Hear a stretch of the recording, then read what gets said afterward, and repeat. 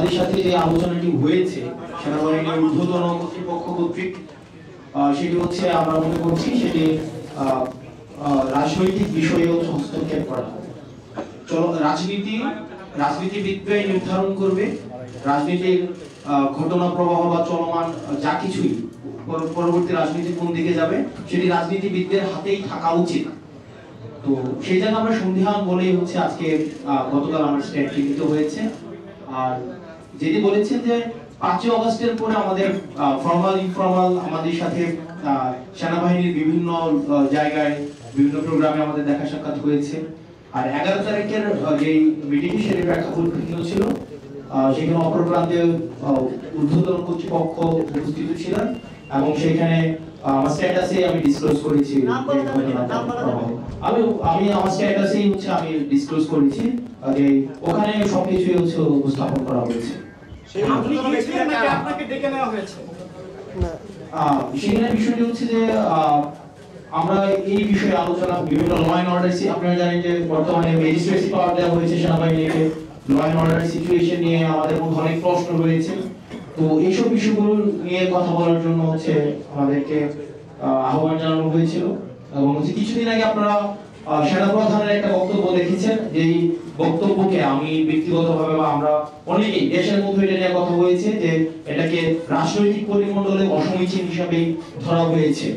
যে অন্তর্বর্তীকালীন সরকার প্রধানকে যেভাবে অ্যাড্রেস করা হয়েছে, যেভাবে যে ইনক্লুসিভ যে নির্বাচনের দিকে নির্বাচনে ইঙ্গিত করা হয়েছে আওয়ামী লীগ সহ, তো সার্বিক বিষয়ে যখন আলোচনার কথা বলা হয়েছে তখন গিয়েছিলাম। তো এই বিষয়গুলো আলোচনা করা হয়েছে। আমার স্ট্যাটাসে সব বিষয় হচ্ছে একদম মানে স্ট্রেইট ফরওয়ার্ড, সেখানে হচ্ছে স্পষ্ট করা হয়েছে। আর এখানে যেটা বলছেন যে আমি নিরাপত্তার ঝুঁকি অনুভব করছি কিনা, দেখেন 5 অগস্টের পূর্বে আমরা জনগণকে, ছাত্র নাগরিককে সাথে নিয়ে হচ্ছে আমরা আন্দোলন করেছি।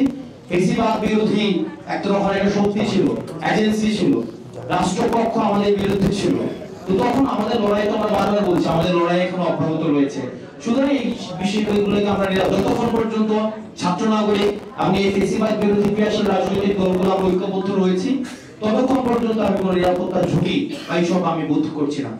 সেনাবাহিনীর বক্তব্য আমি তো সেখানে হচ্ছে আমি মানে আমার ডিরেক্ট স্পিচ সেখানে কোটেশন দেওয়া ছিল, একদম ডিসক্লোজ ওখানে করা হয়েছে, একদম ডিরেক্ট স্পিচ আছে যে এখানে যে আমাদের কনভারসেশনটা কি হয়েছে, ও পাশ থেকে কি আসছে, আমাদের পাশ থেকে কি হয়েছে। সেনাবাহিনী কি কমিটেড কিনা শেখ হাসিনার কাছে যে সেটা ওই মানে অপর পক্ষ বলতে পারে। আসলে আপনি যে পোস্টে লিখেছেন সেই পোস্টের সত্যতা যাচাই করার জন্য সেক্ষেত্রে আপনার ঠিক কার সাথে কথা হয়েছে সেটাকে আমাদেরকে জানানো যাবে। আপনারা হচ্ছে আমি তো ওখানে ক্যান্টনমেন্ট উল্লেখ করেছি, তো আপনারা কথা বলতে পারেন সেখানে। এবং আমরা বলেছি যে এক্ষেত্রে দেখেন 5 অগস্টের পরে আওয়ামী লীগ পুনর্বাসনে আওয়ামী লীগ একটা বারবার আমরা বলছি যে এই দলটা এখনো পর্যন্ত কোন জায়গায় আপনারা দেখছেন রিগ্রেট ফিল করছে, কোথাও অপরাধের ও যে একটা গণহত্যা চালাইছে এটা তো অপরাধী স্বীকার করেনি।